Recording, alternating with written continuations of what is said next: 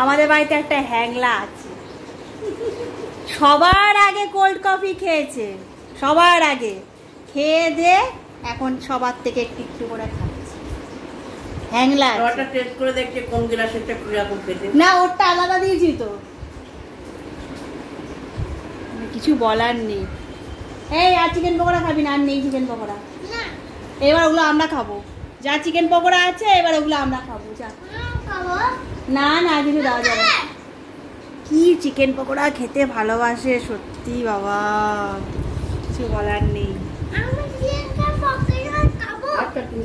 তুই কি আর রাতে ডিনার করবি না?